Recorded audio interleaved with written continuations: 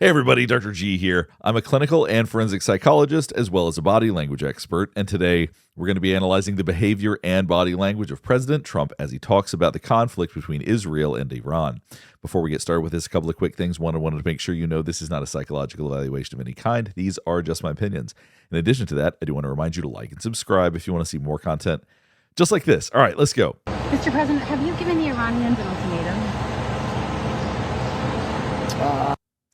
So the first thing you saw him do after he was asked that question was to pucker his lips.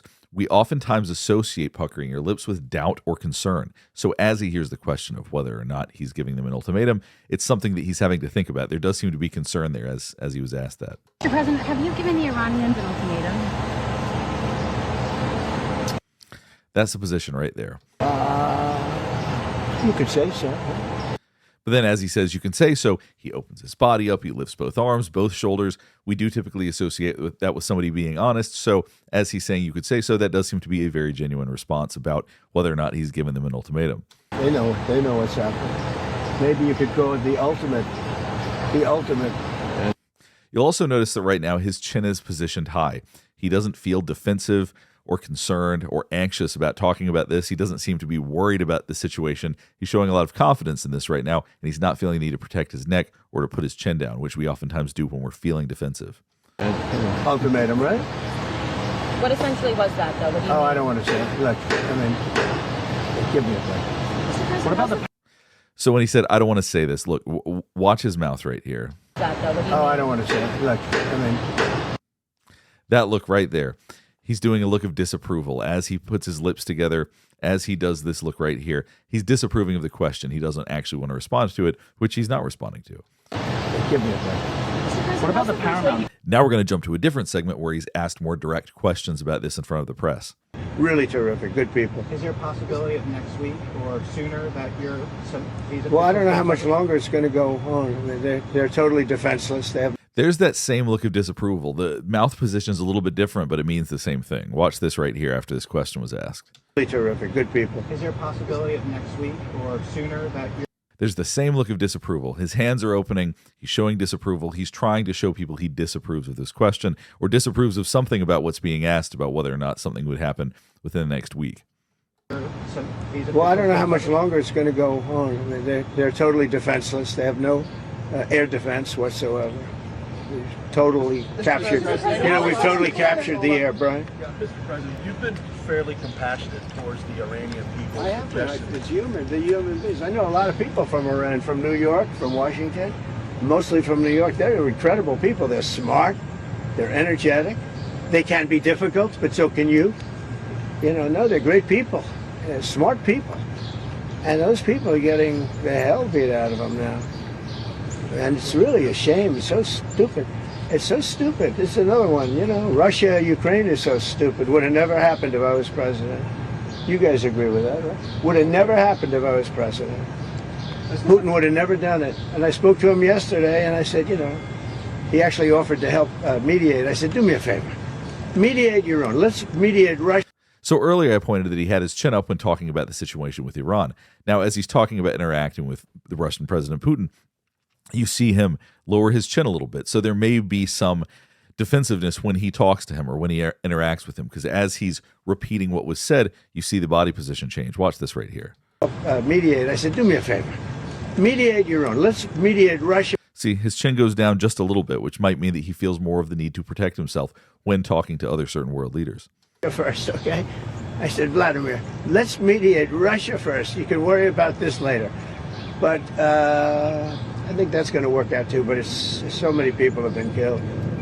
We're continuing to see this look of disapproval on his mouth. He's done this repeatedly today. Watch this right here. But he's doing it again right here as he's talking about the Ukraine-Russia conflict. I think that's going to work out too, but it's so many people have been killed. The big thing with that one is far more people are dead than have been reported in the Ukraine-Russia. Many, many more people. Mr. A building President, falls down, they say nobody was hurt. What does unconditional surrender mean? So when they said, what does unconditional surrender mean? He was licking his lips at that time. Now, we tend to associate that with more intense feeling. So as he's being asked about this, there may have been a surge of feeling about it. There may be more intense feelings about this. What does unconditional surrender mean? Well, you know what it unconditional. Can you surrender. explain it for those who very simple don't? words. Very simple. Unconditional surrender. That means I've had it. Okay, I've had. Now, this is interesting. You see him with his hands up like this. Now, this is the sign of truly when somebody is going to legitimately surrender, when somebody genuinely is giving up. This is the exact hand sign that we're going to see. So as he's talking about this, he really is thinking and feeling about them surrendering. That is exactly what he wants. And in a very real way, he's actually showing that very directly with his body language right now. Had it, I give up. No more. Then we go blow up all the all the nuclear stuff that's all over the place there. No, they had bad intentions. For 40 years they've been saying death to America, death to Israel, death to anybody else that they didn't like. They were bullies. They were schoolyard bullies. And now they're not bullies anymore, but we'll see what happens. Look, nothing's finished until it's finished. War is very complex. A lot of bad things can happen. A lot of turns are made. So I don't know. I wouldn't say. So just to reiterate something that we're not seeing any concern, anxiety, stress related to this. So as he talks about this conflict, it doesn't seem to be something that he is bothered by immensely. We have seen other videos of President Trump, whether it are things that bother him, he does tend to show it in his body language. So as he talks about this, it really doesn't seem to concern him a whole lot right now. That we won anything yet. I would say that we sure as hell made a lot of progress, and we'll see. The next week is going to be very big, maybe less than a week, maybe less. Now, this was interesting. I want you to pay attention to this right here. We'll see. The next week is going to be very big, maybe less than a week. So he said the next week is going to be very big, maybe less than a week. You see him raising one shoulder. Now, that's not that committed. Typically, we shrug two shoulders when we're feeling very strongly about something. There's something about the fact that he's only raising one shoulder as he talks about this, that he's not fully committing to talking about that makes me think that there is something significant about that time frame. Something about that seems that he's not as fully committed to that as many of the other statements he makes. Made a lot of progress, and we'll see. The next week is going to be very big, maybe less than a week, maybe less. But is there anybody here that said it would be okay to have a hostile, very, zealots really, but to have a hostile country have a nuclear weapon that could destroy 25 miles, but much more than that? All right, we'll go ahead and stop here. Hopefully this is helping you better understand some of the behavior and body language we saw related to President Trump reacting to the Israel-Iran conflict. If you have any thoughts or comments about this, please let me know in the comments below. If there are other clips you want me to analyze, I'd also like to hear about that.